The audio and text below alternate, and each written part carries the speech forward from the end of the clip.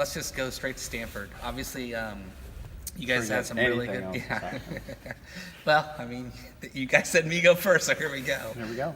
You guys have just the last few games have just been really big battles for you guys with them, and how exciting is it to get another chance with them with so much on the line and having it here this year?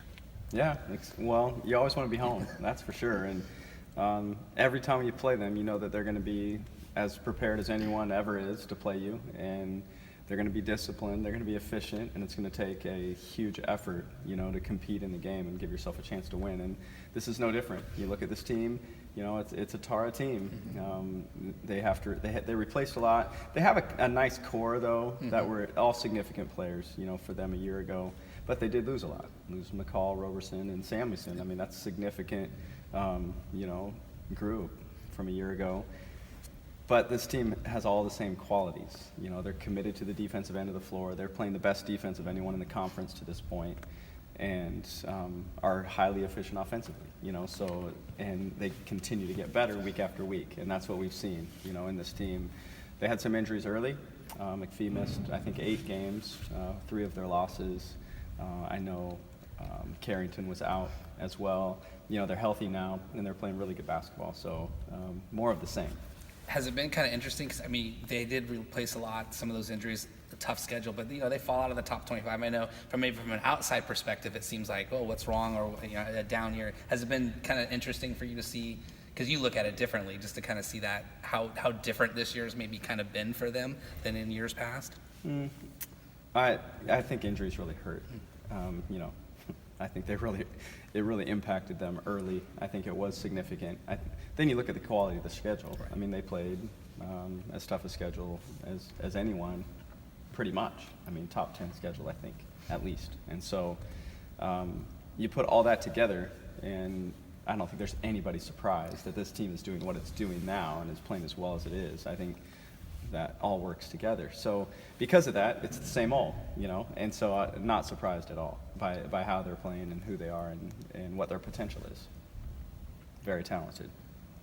You're kind of past the midway point of the league season, obviously. I'm curious whether there were some questions you had about your team entering this league season and whether you feel like you've answered some of them now, halfway through. Going into conference? Yeah. The questions we had from the beginning.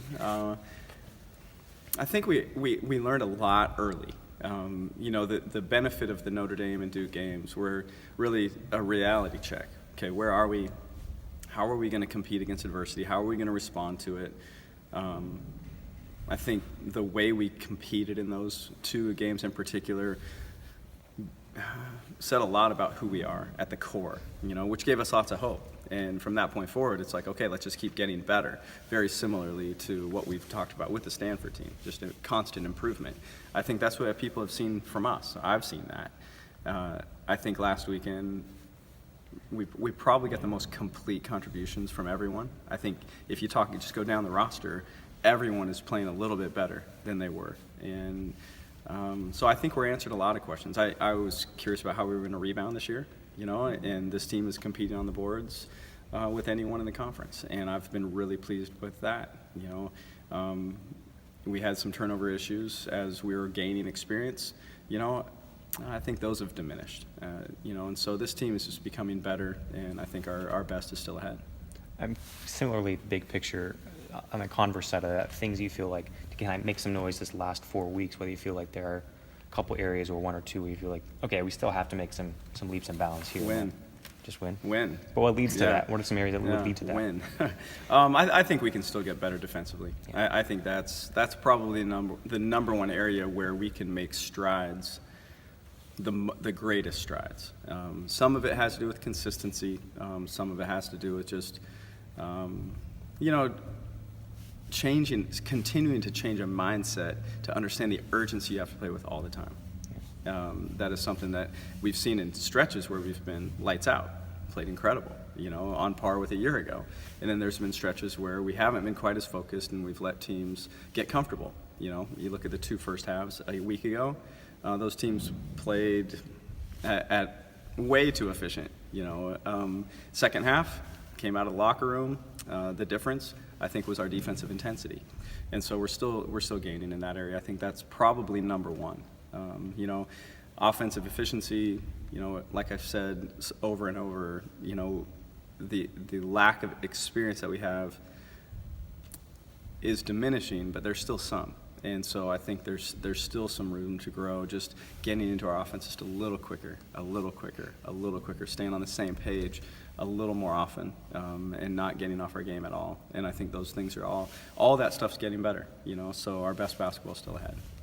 With Marie, we're kind of just getting, at least I feel like, taking for granted the double-doubles and just how efficient she's been. But can you kind of put into context how hard it is, the thing that she's doing right now? Just every game, she seems to be kind of the rock for you guys. 100%. And she's been the rock from day one. And she, in many ways, she's been a rock since the day she got here.